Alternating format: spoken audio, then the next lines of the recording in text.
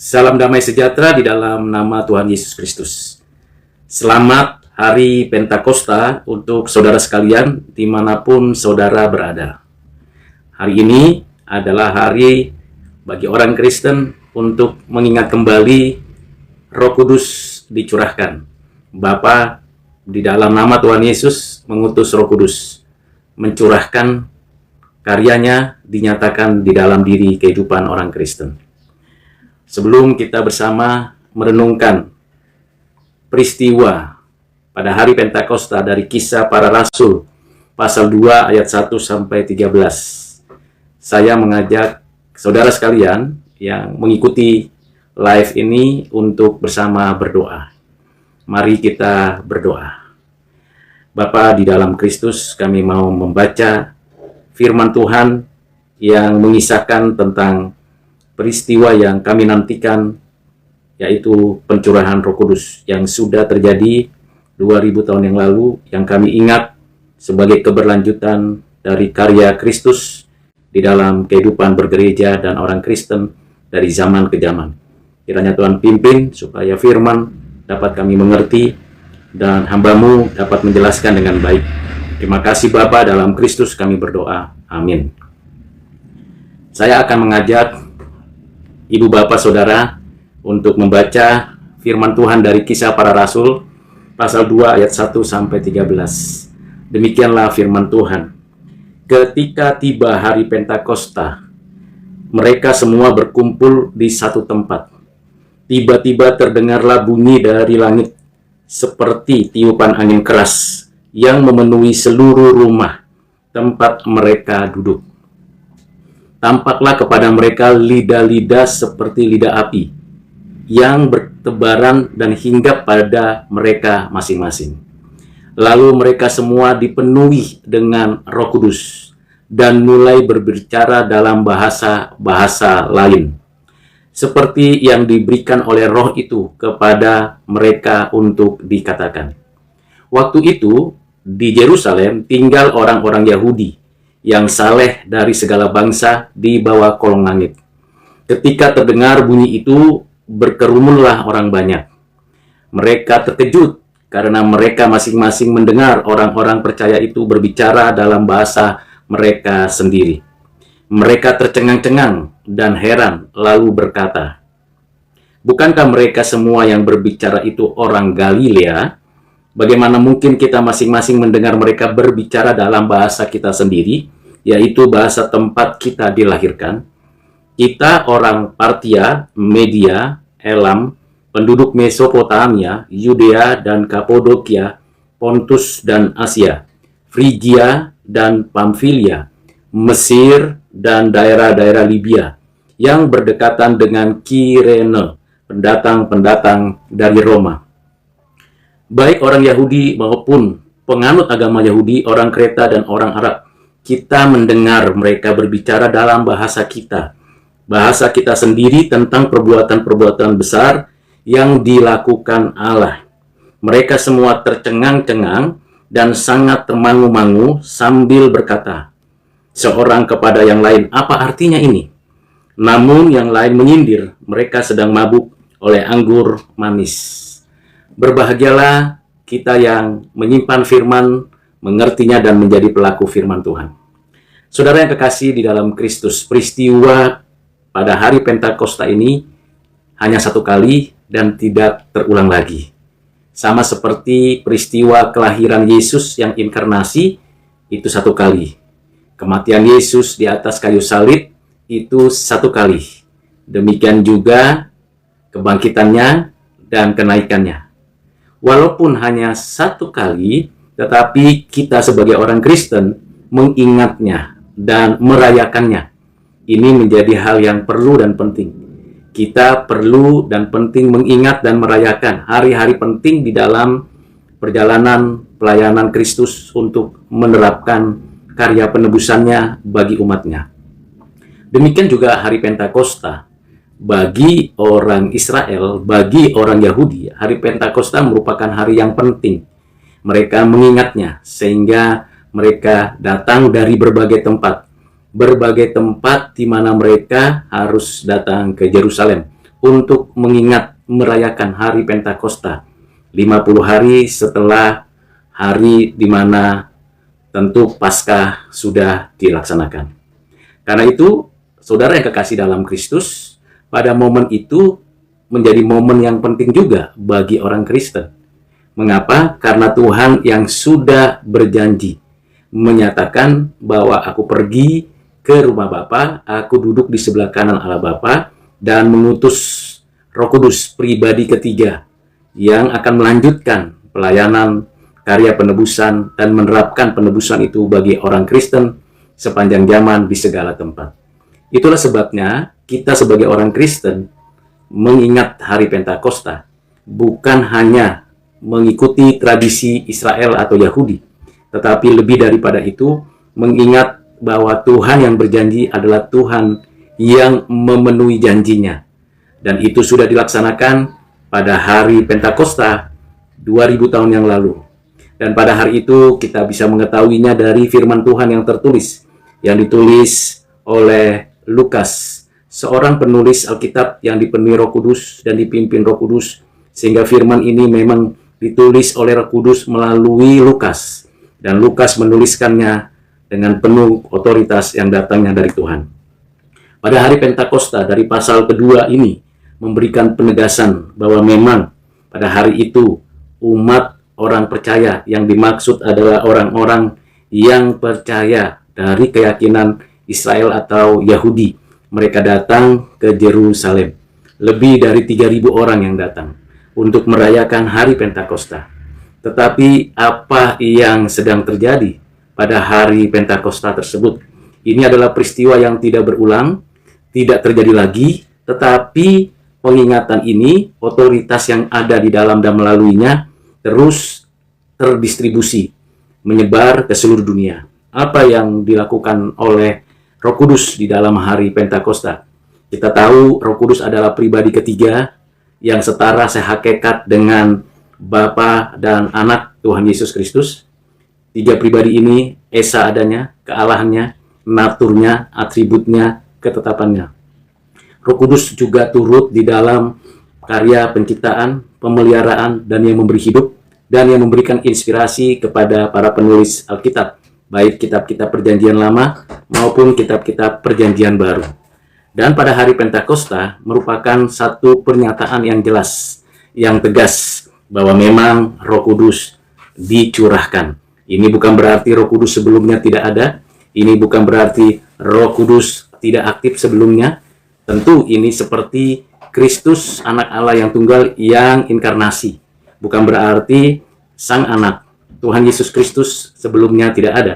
Dalam Perjanjian Lama, anak Allah Tuhan Yesus Kristus telah menyatakan dirinya melalui berbagai cara, baik secara teofani, epifani, maupun juga tipologi. Dan di dalam Perjanjian Baru, Tuhan Yesus menyatakan dirinya dalam keadaannya sebagai manusia. Hal ini juga yang polanya sama. Roh Kudus adalah pribadi ketiga yang berkarya, mencipta, memelihara, dan menyatakan firman, menguasai setiap para nabi untuk menuliskan firman dan mengajarkan firman, menguasai setiap raja supaya raja menegakkan keadilan dan kesucian, menguasai para imam supaya para imam mewakili umat Tuhan untuk memberi persembahan kepada Tuhan Allah. Itulah pekerjaan Roh Kudus, dan pada hari Pentakosta menjadi hari yang sangat berbahagia bagi setiap orang percaya. Mengapa? Karena janji Bapa di dalam Kristus dan janji Kristus yang diajarkannya kepada para murid, para rasul, itu ternyata tergenapi. Ini merupakan juga kisah awal dari kelahiran gereja, dan gereja menjadi nyata di dalam kehidupan dunia.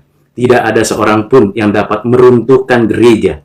Tidak ada seorang pun yang dapat memporak-porandakan gereja. Bangunannya bisa jadi hancur, institusinya bisa jadi berganti-ganti, tetapi gereja yang dilahirkan oleh Roh Kudus, gereja yang di dalamnya memuliakan dan meninggikan Kristus, gereja yang memuliakan Bapa, gereja tetap ada di hati Allah dan kekal untuk selama-lamanya.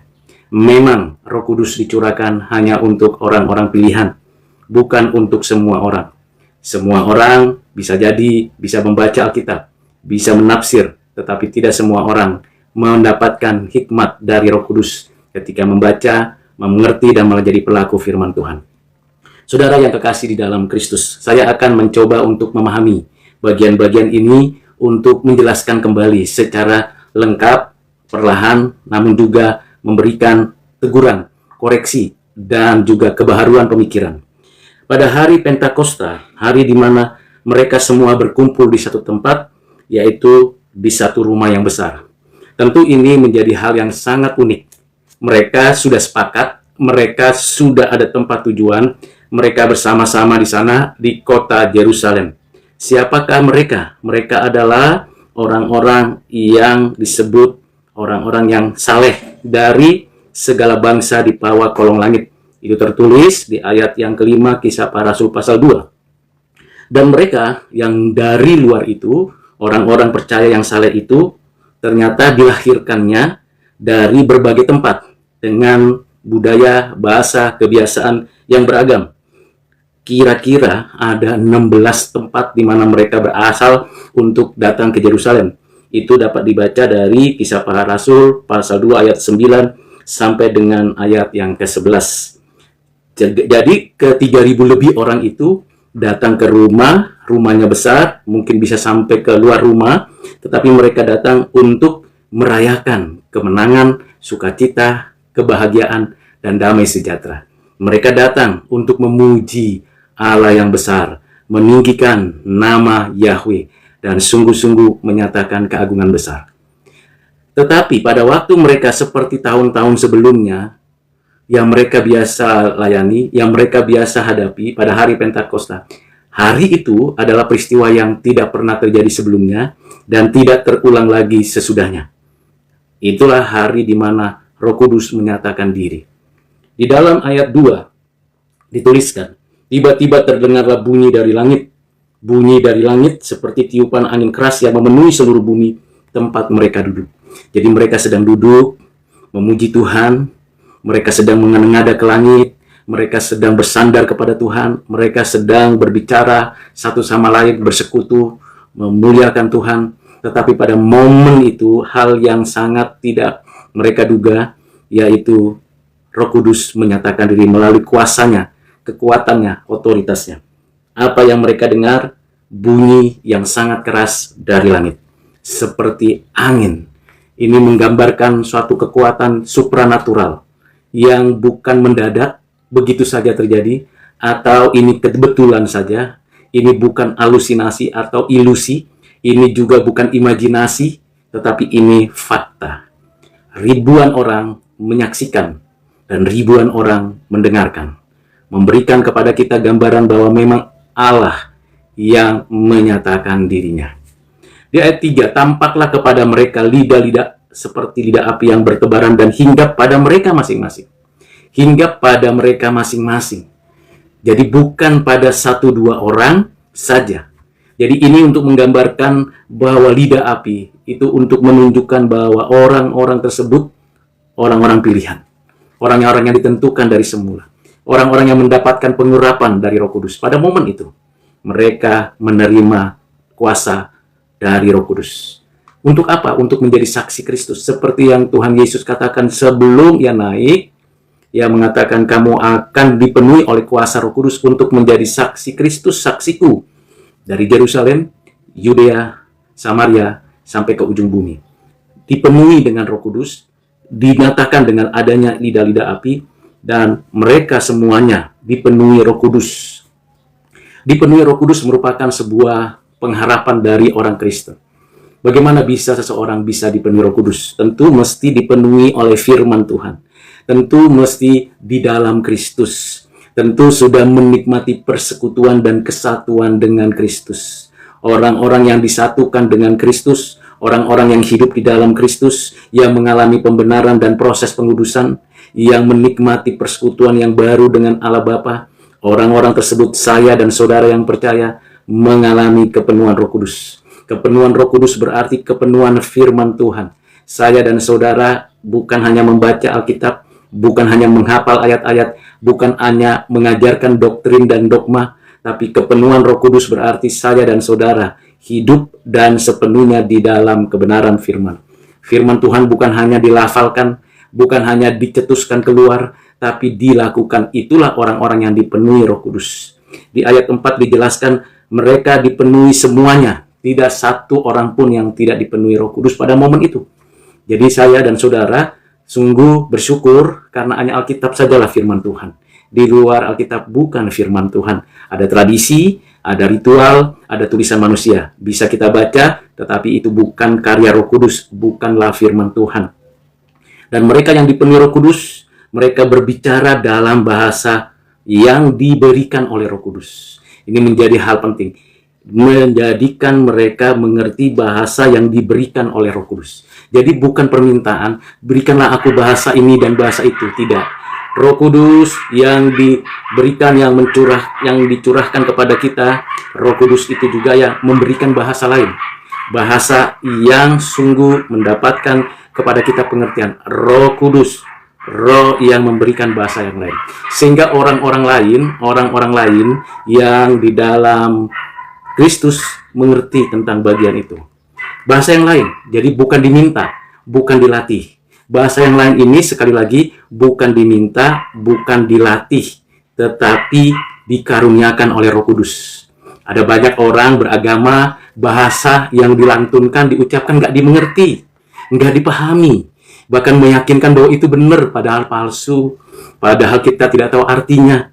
Bahkan kalau kita pura-pura tahu, pura-pura ngerti, itu juga kepalsuan karena bukan firman Tuhan. Alkitab memberikan bahasa kepada setiap orang untuk dibaca dan supaya mengerti untuk menjadi pelaku firman, menjalankan hidup yang penuh kasih, penuh kebenaran, penuh keadilan, penuh kesucian. Saudara yang kasih dalam Kristus, di dalam Kisah Para Rasul pasal yang kedua ayat 4 ini jelas memberikan teguran kepada kita 3 hal. Pertama, bahasa yang lain itu pemberian, bukan permintaan. Yang kedua, bahasa yang lain itu dapat dikatakan satu dengan yang lain dan artinya dimengerti. Yang ketiga, bahasa yang lain itu sifatnya temporer, insidental, tidak terus-menerus terjadi pada diri orang itu. Dengan kata lain, prinsip-prinsip seperti ini menjadi kekuatan bagi setiap orang Kristen.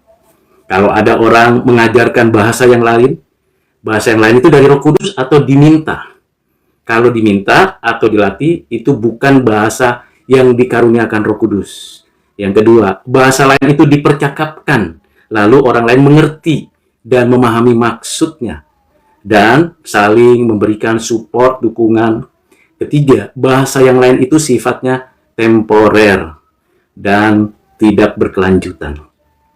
Kita lanjut di dalam ayat 5 dikatakan, waktu itu di Yerusalem tinggal orang-orang Yahudi yang saleh dari segala bangsa di bawah kolong langit.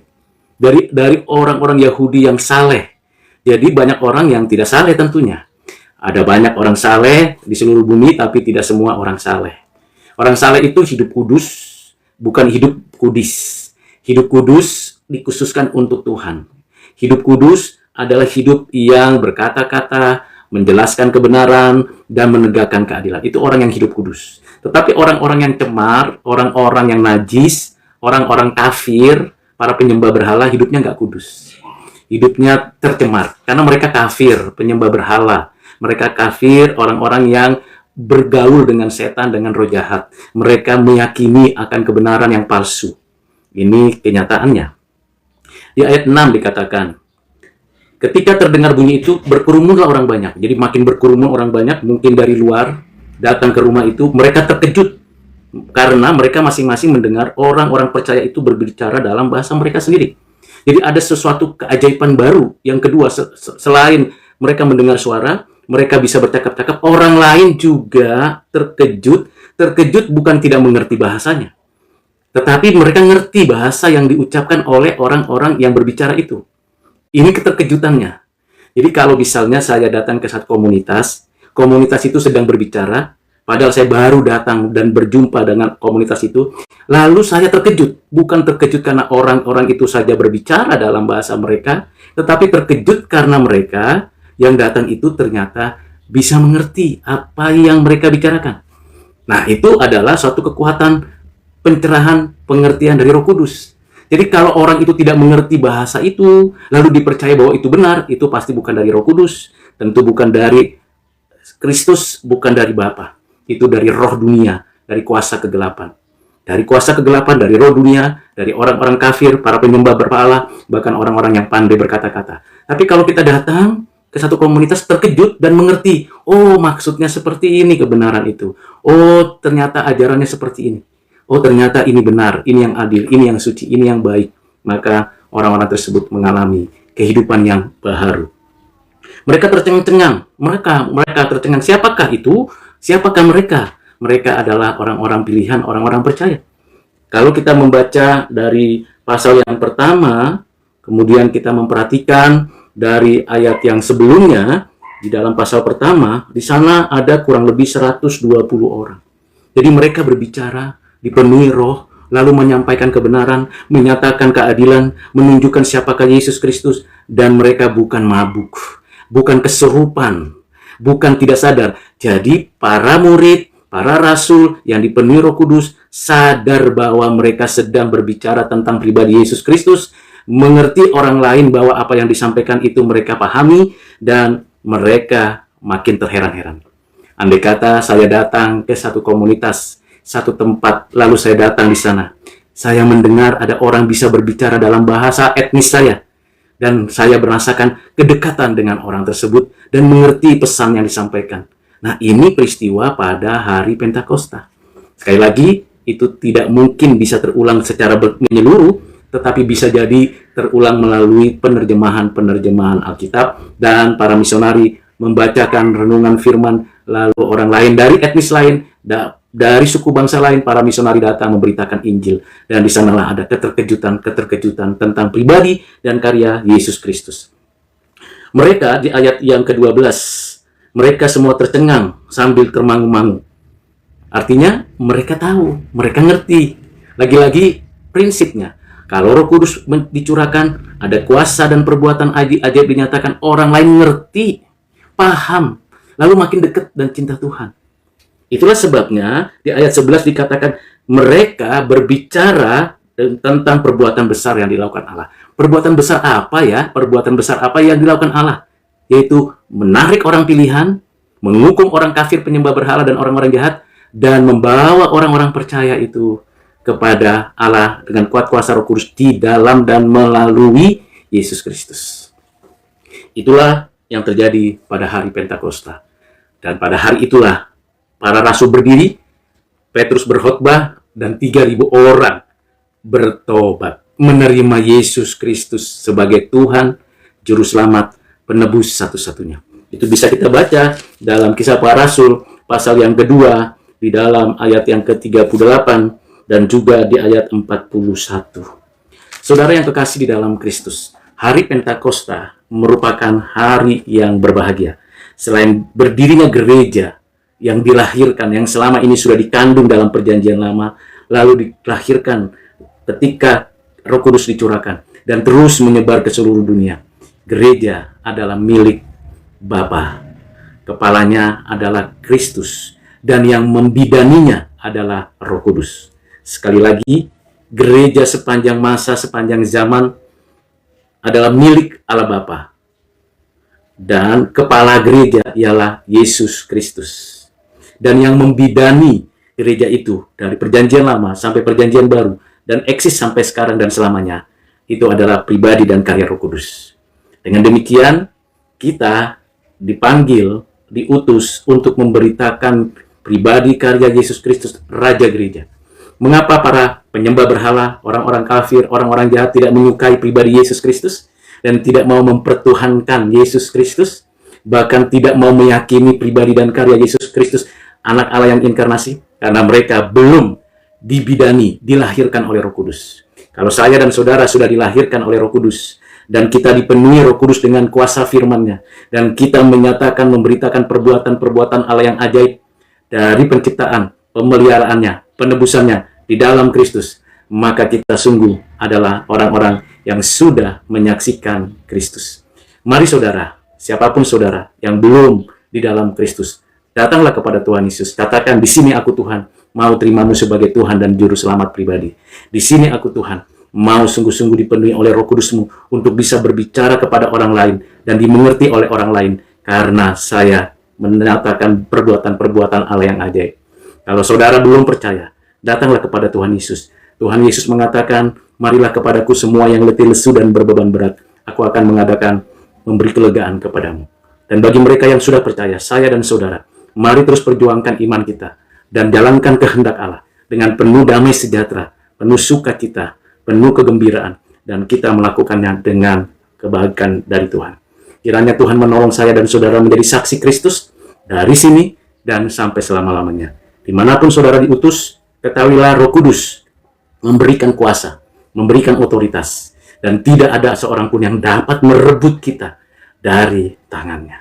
Karena kita miliknya, kita tahu kita tubuhnya, dan kita sadar bahwa kita adalah orang-orang yang dipersatukan di dalam Kristus. Kiranya Tuhan memberkati saudara, memberkati kita sekarang. Selamat Hari Pentakosta, Tuhan beserta dengan kita. Amin. Mari kita sekali lagi berdoa setelah mendapatkan firman yang kita baca dan penjelasan yang saya sampaikan. Mari kita berdoa. Bapa, terima kasih untuk firman di hari Pentakosta ini. Biarlah kiranya kami mengerti dan melakukan kehendak-Mu, menjadi saksi Kristus dan memberitakan perbuatan-Mu yang ajaib di seluruh dunia. Karena kami milik-Mu dan kepunyaan. Dalam nama-Mu Tuhan Yesus kami berdoa. Amin.